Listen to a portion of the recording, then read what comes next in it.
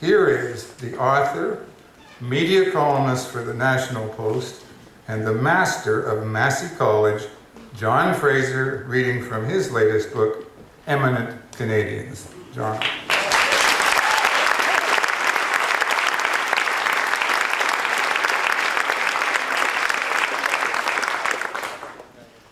I know it's stupid to come up with a t-shirt, but I paid $20 to Sheila Rogers, and I don't trust anyone in the green room. Sorry, green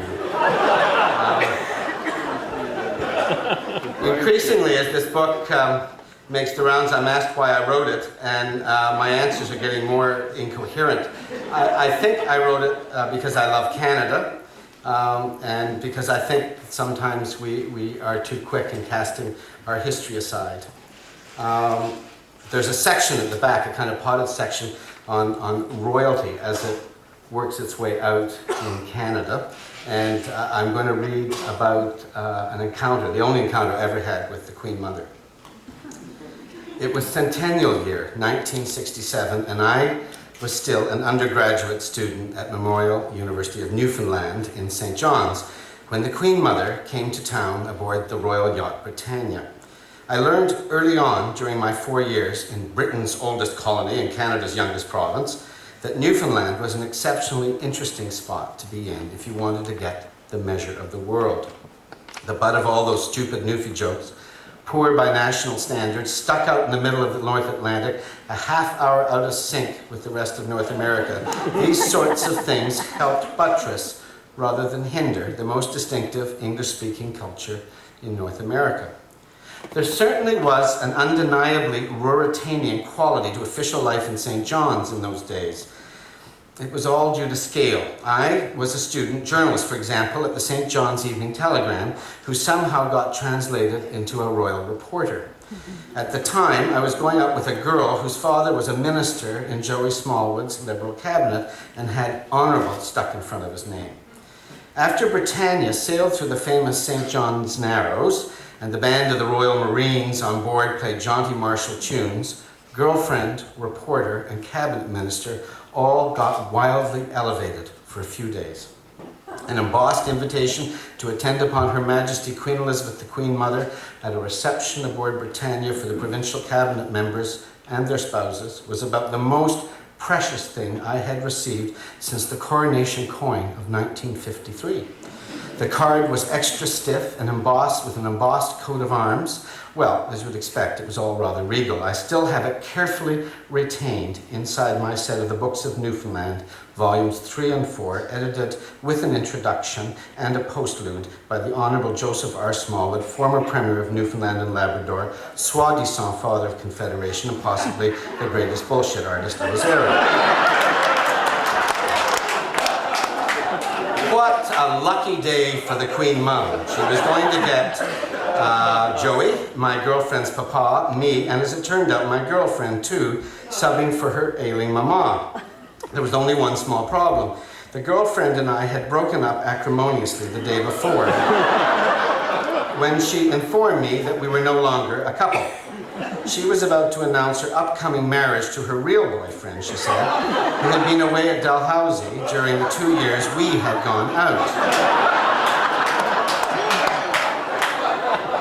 That's when I discovered she had maintained the relationship all the time she'd be going out with me. Conveniently, when I went home to Toronto at Christmas, he would make his only visit of the year to St. John's. I never knew or questioned why she went so often to Halifax to see her best friend. Bitter memories. I think my last comment to her as I went down her front steps were, "Well, Tony, I'm sure we'll all give you the benefit of the doubt for the first few months."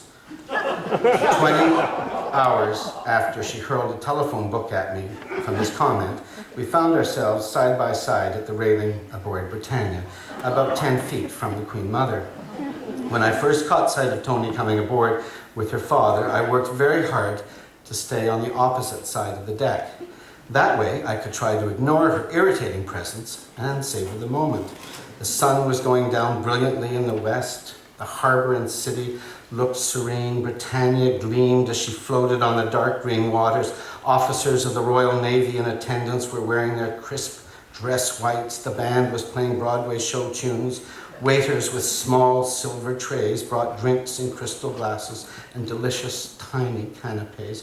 And from the privileged position on a perfect late afternoon, it was not hard to believe that this was all as it should have been. I stepped back to turn around and look again over the ship's railing, and there she was, right beside me as I inadvertently managed to step on her toe. "Watch it," she said sharply. "You watch it," I said. "You watch it yourself," she snapped back. It was at this precise moment that an equerry approached us and said the Queen Mother wanted to talk to some young people.